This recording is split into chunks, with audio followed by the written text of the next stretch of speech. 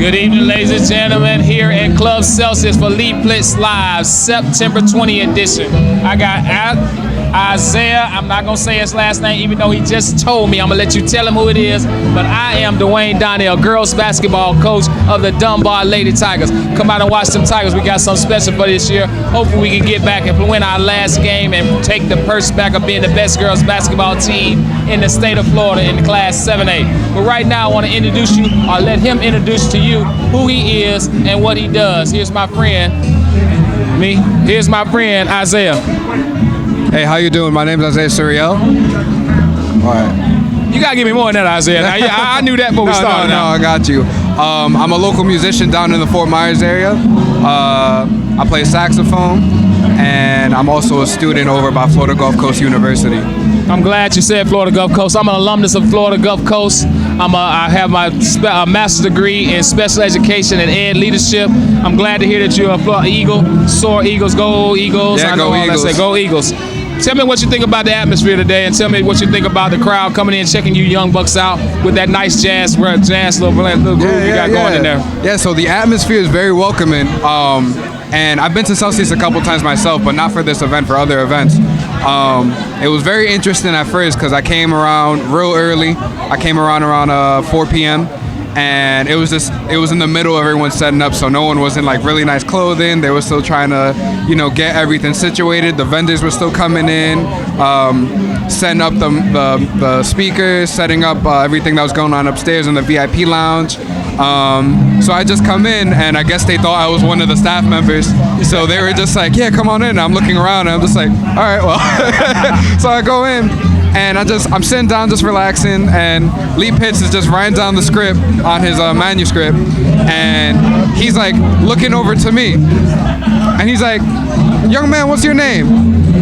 You from around here? And I'm just sitting there, just like, so I introduced myself to him, and then we have this like really nice conversation, and it was a really nice way of networking. Right. So it was good. I'm liking the atmosphere. It's a great time to have an opportunity to network, and like I said, every time I have an interview, I like to ask African Americans how good it is to have an opportunity to network and not have to look over your shoulder and worry about foolishness. You understand? And we're unfortunately, our culture, we're tied to foolishness, but we want to get the word out that all of us are not about that foolishness. We can actually come out like young guys like you, can meet some people and get your name out about what you do. People, this young man on that saxophone is killer. I wish I could put you on something to let you know how this young man is doing his thing on his saxophone. What do you think about Lee Plitz and giving this opportunity, putting this together, and the sponsors? So Lee Plitz, I first heard of him through an interview that he did with Brandon Robertson, which is part of the group called Full Effect that's playing tonight as well.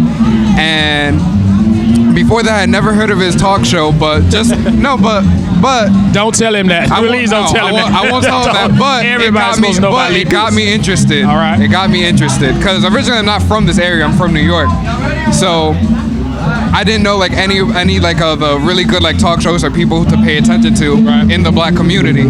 And seeing Lee Plitz, it sparked my interest, and I was like, all right, this guy is the real deal. Like I gotta meet him.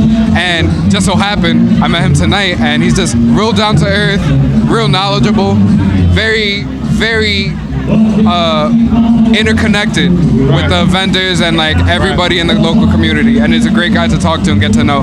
So I can tell you, I told the last guy that when I got here at 24 years old, I met Lee at 26 years old, and he was doing the exact same thing of giving young guys the opportunity to get out there and get yourself some networking opportunities, because as a young guy like you, how old are you? 22. 22. Do you know what a Soul Train line is?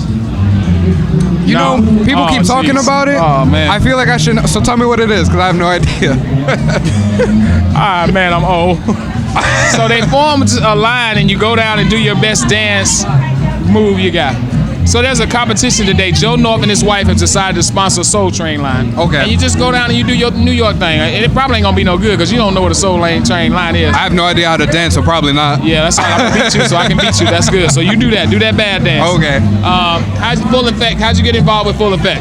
So it's actually very interesting. I've known Brandon for a couple of years now, and it's just, this is how you start to figure out that it's such a small world that we live in. I met Brandon a couple years back when he first started to be the professor over at FGCU. And I know every other member that's in the band. You got Joel Law, you got Jordan Henrik. Another individual that's out tonight is Najee as the singer, as well as one of the other horn players, Alexander Granados. And it just so happened that he gave me a call, and he was like, "We got something going on tonight. Do you want to step in?" And I was literally on the other side of the Southwest Florida. Like, I was down in Naples when he called me, and I'm just like, "What time is it right now?" And he's like, "It's 2 p.m. I'm like, "What time does it start?" He's like, "We gotta get there at 4. And I'm just like, "All right, let's go." So I packed up all my stuff, whatever I was doing, and I just drove straight here. Traffic was bad, by the way. Yeah, coming from Naples, it's rush hour. Tell you what, though, you look like you're a regular. You guys are doing so well, intertwined. I can't believe it's only their second gig together. You guys are really rocking it, man. It's really impressive to see what you guys are doing. Thank you. Anybody you want to shout out to? Did you have a shout out for? You want to say anything to? If I would say thank you for the opportunity of having me come up here and talk a little bit and have you interview me. Excuse me. Appreciate it. The other thing I would want to say is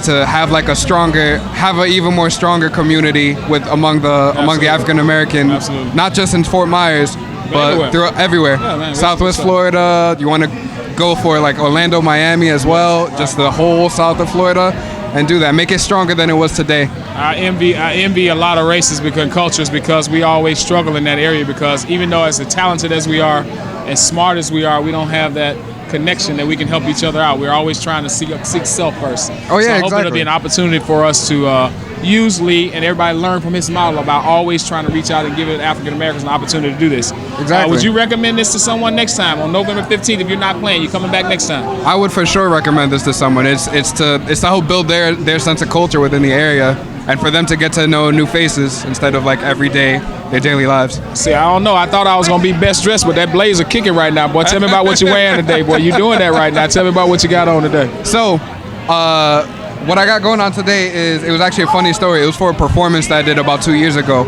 and it was at a venue by the school, and I was like, okay, I gotta figure something. I gotta stand out from my peers, and you standing out, bro. I'm about to ask you what size it is. I might have to get it off before you leave here.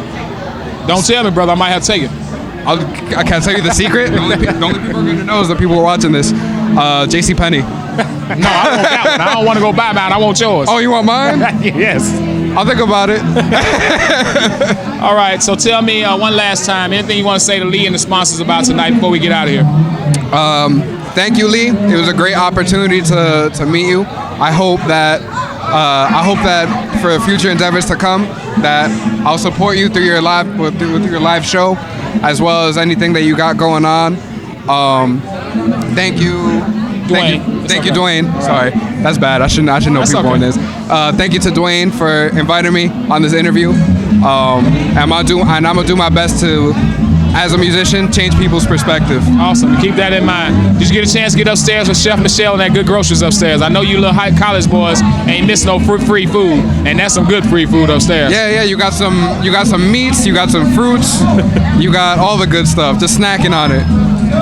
We're about to get out of here. We're going to have more interviews here on the red carpet at Lee Pitts Live here in downtown Celsius. Come on back and see us, the Dwayne, Donnell, Lee Pitts Live. More interviews coming up shortly.